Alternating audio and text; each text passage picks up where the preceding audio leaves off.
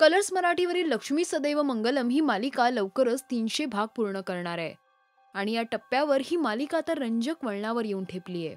या मालिकेमध्ये सगळ्यांची लाडकी आरवी म्हणजे सुरभी हांडे लवकरच परत येणार असून तिच्या येण्यामुळे लक्ष्मीच्या आयुष्याला कोणतं वळण मिळणार याच्या चर्चा रंगू लागल्या आहेत। एकीकडे मल्हारला कोणतीतरी अनोळखी मुलगी सतत फोन करतेय, त्यामुळे ती मुलगी आरवी असावी अशी शंका मल्हारला आलीय।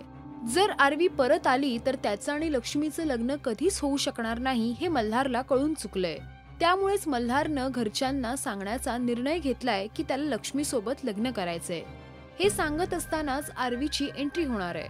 आरवीच्या अचानक येण्यामुळे लक्ष्मीच्या आयुष्याला कुठलं वळण मिळणार हे येत्या शनिवारच्या भागात कळणार आहे। तेव्हा शनिवारी बघायला विसरू नका लक्ष्मी सदैव मंगलम, फक्त कलर्स मराठीवर। मराठी टेलिव्हिजन इंडस्ट्रीचे अपडेट मिळवण्यासाठी पहा आणि सबस्क्राईब करा राजश्री मराठी शोबज।